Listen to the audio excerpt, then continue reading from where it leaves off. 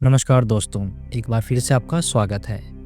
समुद्र के बीचों बीच दक्षिणी प्रशांत महासागर में एक टापू है जिसका रहस्य आज भी वैज्ञानिकों और इतिहासकारों को चौंकाता है। यहाँ सैकड़ों विशालकाय पत्थर के इंसान खड़े हैं जिनके चेहरे उदास और होठों पर चुप्पी सी दिखाई देती है। इन्हें मोई स्टैचू कहा जाता है और ये ईस्टर आइलैंड पर खड़े हैं। इन सब स्टैचूज़ को किसने बनाया, क्यों बनाया और कैसे बनाया होगा? क्या ये मूर्तियाँ कोई संदेश देती हैं या फिर किसी प्राचीन सभ्यता का रहस्य छुपाए हुए हैं? आज की वीडियो में इन सभी सवालों के जवाब जानने की कोशिश करेंगे, तो वीडियो को बिना स्किप किए एंड तक ज़रूर देखना। और अगर आपको वीडियो अच्छी लगे तो इसे लाइक और शेयर ज़रूर करना और हमारे चैनल को भी सब्सक्राइब करना ना भूलें। ईस्टर आइलैंड, या जिसे स्थानीय लोग रापा नुई कहते हैं, ये चिली देश का हिस्सा है और ये दुनिया के सबसे अलग थलग बसे इलाकों में से एक है। ये द्वीप लगभग 3700 किलोमीटर दूर है दक्षिण अमेरिका के मुख्य तट से, यानी चारों तरफ सिर्फ समुद्र और उसके बीच एक रहस्यमयी ज़मीन। ईस्टर आइलैंड की सबसे रहस्यमयी चीज़ है ये विशालकाय पत्थर की मूर्तियाँ, जिन्हें मोई कहा जाता है। ये संख्या में लगभग 900 हैं, जिनकी ऊंचाई 13 से 30 फीट और वज़न 10 से 80 टन के बीच में बताया जाता है। ये मूर्तियाँ इंसानी चेहरे और धड़ जैसी लगती हैं।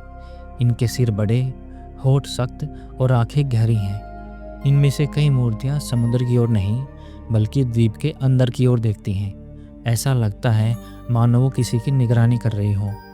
इन मूर्तियों को रापा नुई सभ्यता के द्वारा बनाया गया था, जो लगभग 1000 साल पहले इस द्वीप पर बसी थी। माना जाता है कि ये मूर्तियां पूर्वजों के सम्मान में बनाई गई थी। स्थानीय मान्यताओं के अनुसार मोई मूर्तियां माना नामक आध्यात्मिक शक्ति को धारण करती थी, जो उनके मृत पूर्वजों की आत्मा से जुड़ी होती थी। हर मूर्ति किसी महान नेता या पूर्वज का प्रतीक होती थी, पर ऐसा माना जाता था कि ये मूर्तियां द्वीप को सुरक्षा और समृद्धि देती थी। पर यहाँ तक तो सब ठीक लगा, लेकिन अब आता है सबसे बड़ा सवाल कि इतनी भारी और विशालकाय मूर्तियां बिना किसी आधुनिक तकनीक के कैसे बनाई गई।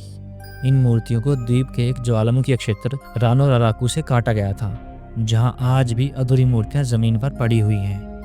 वैज्ञानिक मानते हैं कि लकड़ी के औजार, रस्सियां और पत्थर की छेनी से इन मूर्तियों को आकार दिया गया होगा। पर असली रहस्य तो ये है कि इन मूर्तियों को एक स्थान से दूसरे स्थान तक कैसे लेके जाया गया होगा।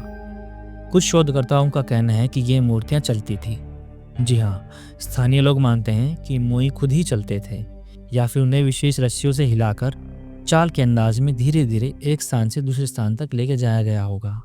रापा नुई सभ्यता जितनी रहस्यमयी थी, उसका पतन भी कुछ वैसा ही रहस्यमयी रहा है। कुछ इतिहासकार कहते हैं कि लोगों ने मूर्तियां बनाने के लिए बहुत सारे पेड़ काट दिए, जिससे इस द्वीप का इकोसिस्टम खराब हो गया। फसलें सूखने लगी, झगड़े शुरू हुए और एक समय ऐसा आया जब लोग एक दूसरे को ही मारने लगे। कुछ जगहों पर टूटी ही मोई मूर्तियां भी मिली हैं, जैसे कि किसी युद्ध में उन्हें गिरा दिया गया हो। अंततः रापा नुई सभ्यता अपने ही हाथों से अपने अंत की कहानी लिख गई। आज ईस्टर आइलैंड एक यूनेस्को वर्ल्ड हेरिटेज साइट है।